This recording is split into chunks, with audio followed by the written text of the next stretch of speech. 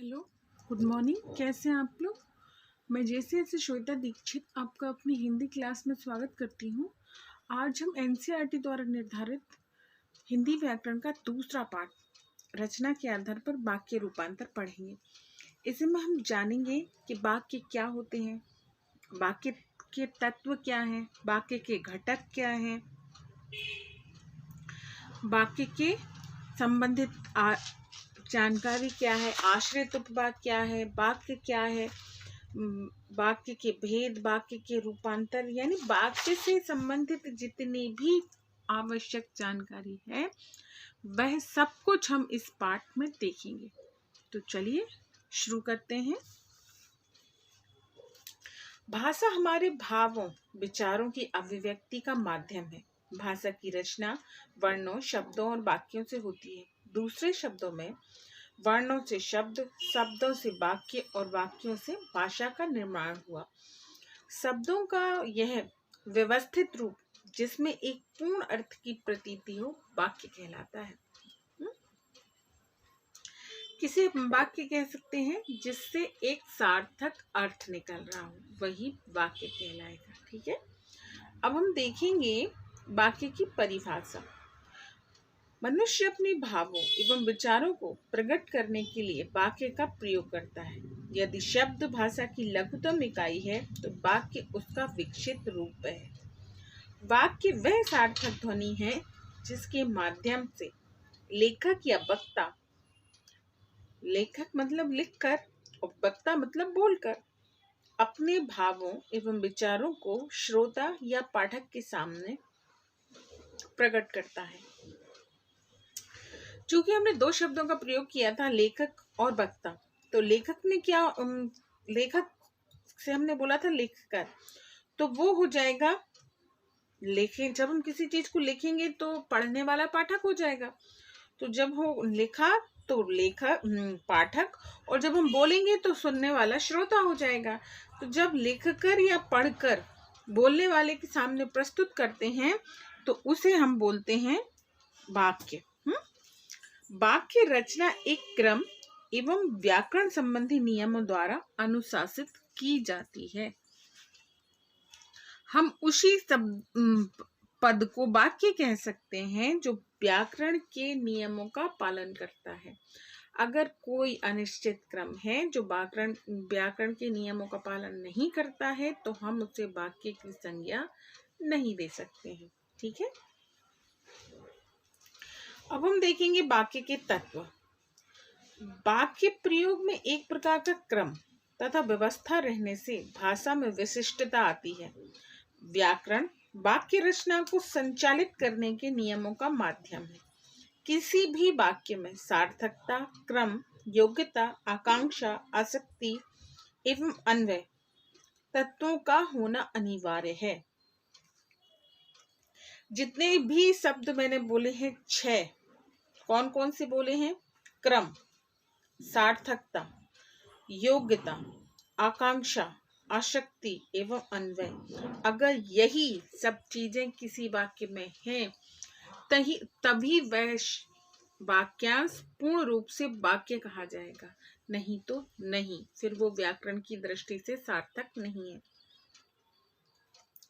पहला देख लेते हैं हम सार्थक।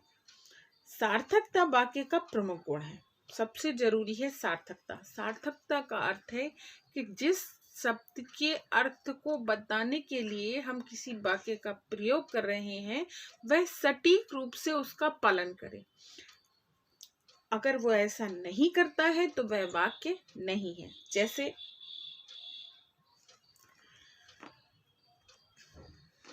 जैसे राम रोटी पीता है, तो ये क्या निश्चित क्रम नहीं है, ना ही ये सार्थक है, क्योंकि राम रोटी खाता है अगर होता तो ये एक निश्चित क्रम होता, एक सार्थक वाक्य होता।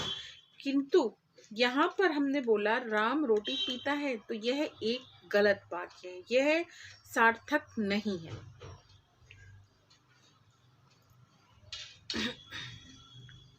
सार्थक दृष्टि से सही वाक्य होगा राम रोटी खाता है। इस वाक्य को पढ़ते ही पाठक के मस्तिष्क में वाक्य की सार्थकता उपलब्ध हो जाती है। कहने का आशय यह है कि वाक्य, यह तत्व वाक्य रचना की दृष्टि से अनिवार्य है। इसके अभाव में अर्थ का अनर्थ संभव है। अगर हम जरा सा भी शब्दों का हेर फेर कर देते हैं या गलत शब्दों का प्रयोग कर देते हैं तो वह अपने निश्चित अर्थ में प्रयुक्त नहीं होता है और इससे अर्थ का अनर्थ हो जाता है। मतलब हम कहना चाहते हैं कुछ और कह देते हैं हम कुछ। अब दूसरा जो है वो है क्रम। क्रम क्या क्या होगा? पद क्रम, अर्थात वाक्य एक निश्चित क्रम में होना चाहिए। वाक्य में शब्दों का अनुकूल क्रम के अभाव में अर्थ का अनर्थ हो जाता है। जैसे नाव में नदी है, तो यहाँ पर यह निरर्थक है क्योंकि यह क्रम गलत है। अगर हम बोलते नदी में नाव है तब यह सार्थक वाक्य होता और क्रम में होता। ठीक है। अगला है योग्यता। वाक्य में सार्थक शब्दों के भाषा अनुकूल क्रमबद्ध होने के साथ साथ उसमें योग्यता अनिवार्य है। प्रसंग के अनुकूल वाक्य में भावों का बोध कराने वाली योग्यता या क्षमता होनी चाहिए। इसके अभाव में वाक्य अशुद्ध हो जाता है। जैसे हिरण उड़ता है, तो ये तो कभी हो नहीं सकता ना। यहाँ पर हिरण और उड़ने का परस्पर योग्यता नहीं है।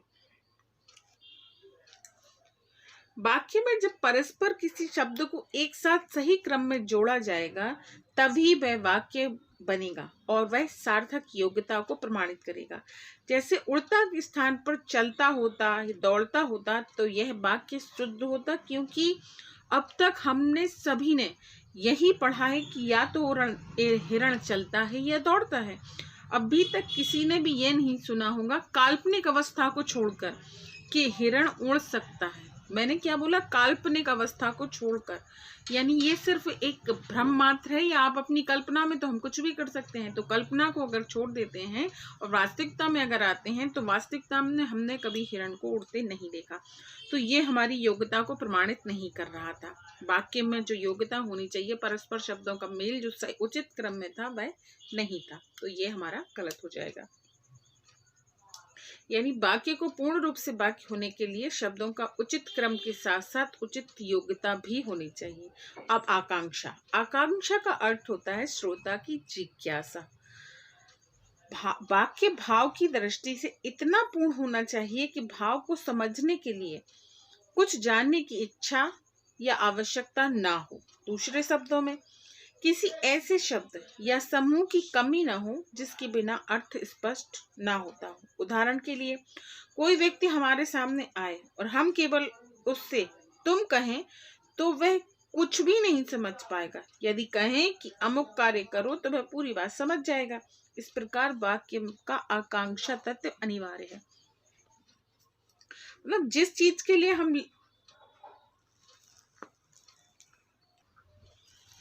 आकांक्षा के बाद हम देखेंगे आसक्ति। आसक्ति का अर्थ है समीपता। एक पद सुनने के बाद उच्चारित अन्य पदों को सुनने के समय में संबंध आसक्ति कहलाता है। यदि उपरोक्त सभी बातों की दृष्टि से वाक्य सही हो, लेकिन किसी वाक्य का एक शब्द आज, एक कल और एक परसों कहा जाए तो उसे वाक्य नहीं कहा जा सकता। अतः वाक्य के शब्दों के उच्चारण में समीपता होनी चाहिए। दूसरे शब्दों में पूरे वाक्य को एक साथ कहा जाना चाहिए।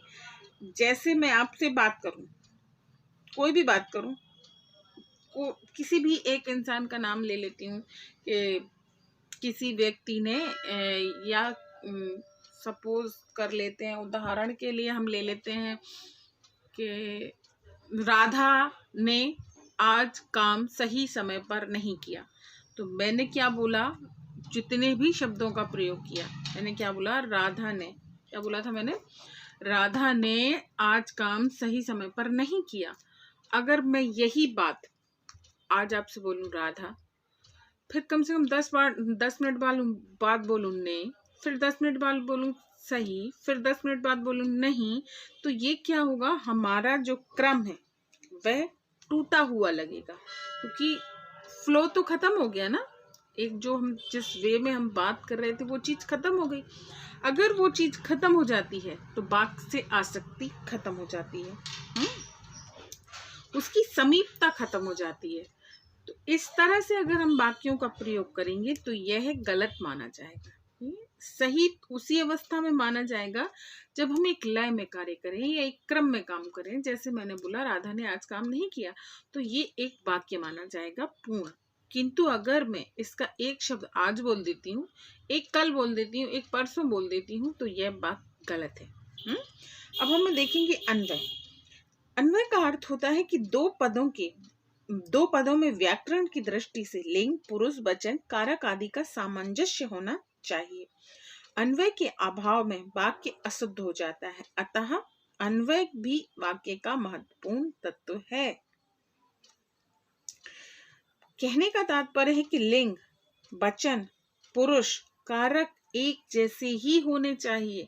अगर ये इधर की उधर प्रयोग होंगे तो यह गलत हो जाएंगे। जैसे नेताजी का लड़का का हाथ में बंदूक था, तो यहाँ पर जो का हो वहां पे क्या होना चाहिए था, नेताजी के लड़के के हाथ में बंदूक था, नहीं थी। यही होगा ना, तब ये माना जाएगा शुद्ध। पर ये अभी गलत है, इसमें गलत व्याकरण का प्रयोग हुआ है। इस वाक्य में भाव तो स्पष्ट है, मतलब जो भी व्यक्ति जो कहना चाह रहा है वो हम समझ रहे हैं कि नेताजी का लड़का के हाथ में बंदूक था। पर जो भी हम कहना चाह रहे थे वो हमने क्लियर कहा। क्लियर ना होने के बावजूद भी पर जो सामने वाला व्यक्ति है वो समझ गया कि आप क्या कहना चाहते थे, पर व्याकरण की दृष्टि से ये गलत है।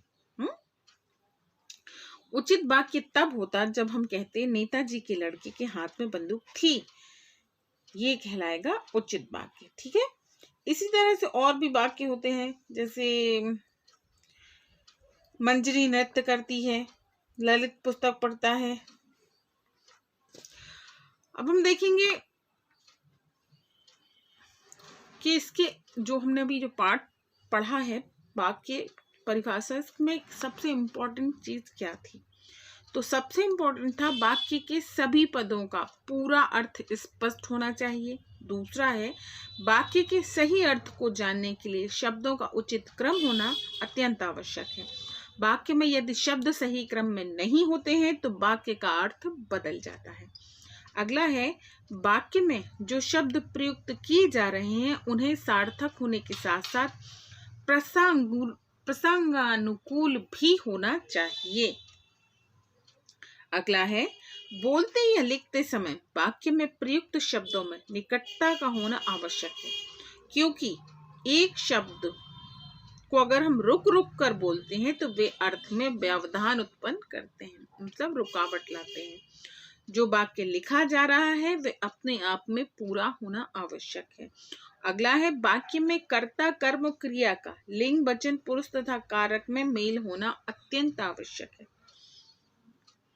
अब इसी का चूंकि ये पाठ बहुत बड़ा है इसीलिए हम इसका जो अगला भाग है वो अगले वीडियो में देखेंगे, और आप लोग प्लीज इसको देखिएगा और समझने का प्रयत्न कीजिएगा। Okay, bye, take care.